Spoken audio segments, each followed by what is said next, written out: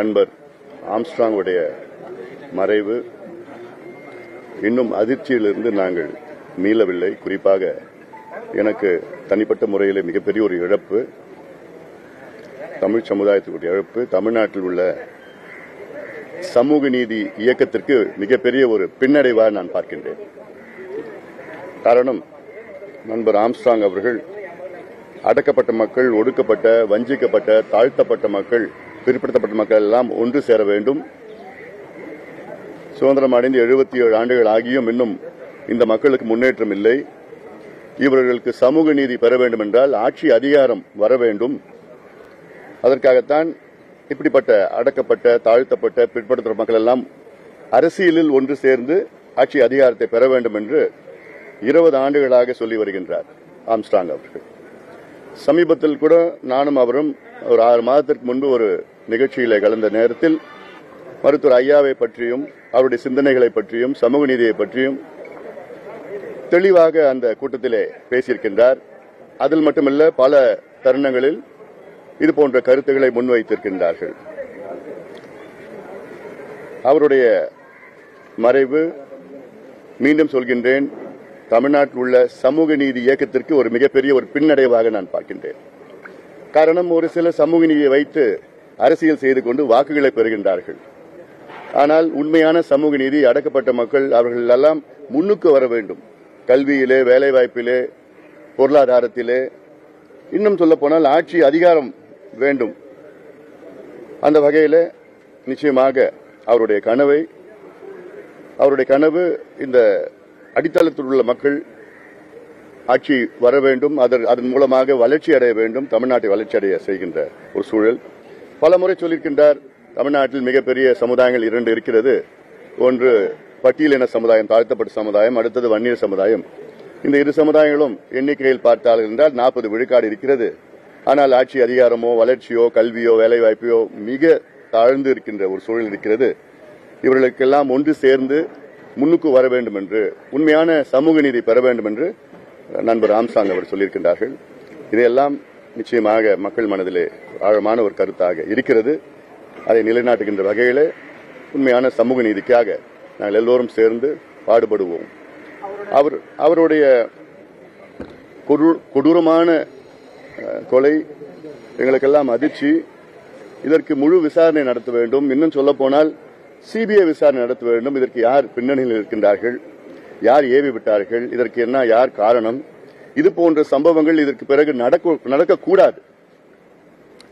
தமிழ்நாடு காவல்துறை இருக்கின்றார்கள், ஆனால் அவர் முழுமையான விசாரணை கொண்டு வருவார்களா என்று எனக்கு சந்தேகமாக இருக்கிறது. அவர்கள் மீது, தமிழ்நாடு காவல்துறை மீது எனக்கு மரியாதை இருக்கிறது. ஆனால் கள்ளக்குறிச்சி சம்பவத்திற்கு பிறகு எனக்கு நம்பிக்கை இல்லை. கள்ளக்குறிச்சியில் நடந்த அந்த சம்பவம் 67 பேர் மரணம் அடைந்தார்கள் கள்ளச்சாராயத்தினால். அதில் சிபிசிஐடி விசாரணை நடத்தி ஒன்றும் வரப்போவது கிடையாது. அதில் அரசியல் புள்ளிகளும் காவல்துறை உயர் அதிகாரிகளும் அதில் அந்த கள்ளச்சாராய விற்றவர்களுக்கு பாதுகாப்பாக இருந்தார்கள். அந்த முழுமையான உண்மை வெளிவர வேண்டும். அதே போன்று இந்த சம்பவத்தில் முழுமையான உண்மைகள் வெளிவர வேண்டும். அதே போன்று இந்த கூலிப்படை கலாச்சாரத்தை வேரோடு அறுக்க வேண்டும். முதலமைச்சருக்கு கீழ் இருக்கிறது காவல்துறை. சட்டம் ஒழுங்கு தமிழ்நாட்டில் பார்த்தீர்கள் என்றால், கடந்த மாதம் காங்கிரஸ் மாவட்ட தலைவர் கொலை செய்யப்படுகிறார். ஒரு 7 நாட்களுக்கு முன்பு சேலத்திலே அதிமுக முக்கிய பிரமுகர் கொலை செய்யப்படுகிறார்.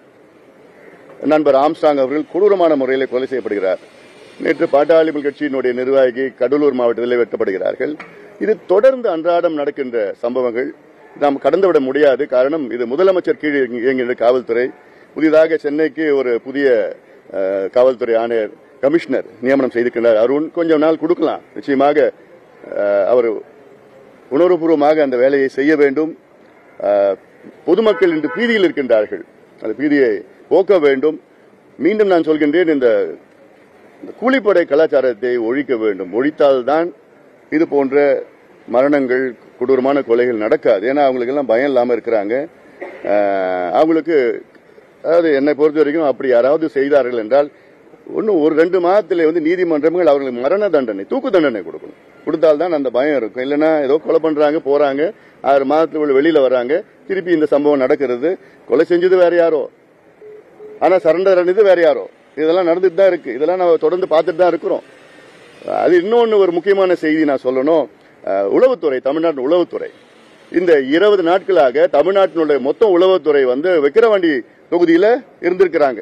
அங்க ஒவ்வொரு கிராமத்திலும் 2 பேர் இருந்திருக்காங்க உளவுத்துறையில. அதுதான் அவங்க வேலையா? இங்க இருக்கிற தமிழ்நாட்டோட சட்டம் ஒழுங்கை பார்க்கணும், பெரிய தலைவர்களுடைய உயிர் பாதுகாப்பு அவங்கள கொடுக்கணும், யாருக்கு அச்சுறுத்தல் இருக்கு எல்லாமே கண்டறியணும். அதை விட்டுட்டு எந்த கிராமத்தில் விக்கிரவாண்டி தொகுதியில் எந்தெந்த கிராமத்தில் எந்த ஓட்டு அவங்களுக்கு வரும், எந்த ஓட்டு வராது, எப்படி அது வாங்கலாம், யார் கொடுத்த காசு கொடுத்தா அதை போகலாம், இதுதான் உளவுத்துறை வேலையா? என்னை பொறுத்த வரைக்கும் அதனால்தான் இந்த சம்பவம் நடந்திருக்குன்னு நான் சொல்றேன். நான் உண்மையிலே நீங்க வேலை செய்யுங்க, உண்மையா இருங்க, உங்க தொழிலுக்கு உண்மையா இருங்க. தமிழ்நாடு காவல்துறை ஸ்காட்லாந்து யார்டுக்கு நிகரானது. இன்னைக்கும் நான் அதை நம்புறேன். நான் அந்த நம்பிக்கை போயிட்டு இருக்குது எனக்கு. நல்ல நேர்மையான காவல் அதிகாரிகள் நல்ல பேர் இருக்கிறாங்க. அவங்கள நியமனம் பண்ணுங்க, நல்லா கொடுங்க, பொறுப்பு கொடுங்க, சுதந்திரத்தை கொடுங்க, இண்டிபெண்டன்ஸை கொடுங்க அவங்களுக்கு. அதனால இது போன்ற இன்னொரு சம்பவம் யாருக்குமே நடக்கக்கூடாது. சட்டம் ஒழுங்கு கட்டுப்படுத்தப்படணும், மக்கள் பாதுகாப்பு இருக்கணும், மக்களுக்கு ஒரு நம்பிக்கை வரணும். இதுதான் எங்களுடைய இன்றைய கோரிக்கையா இருக்கிறது.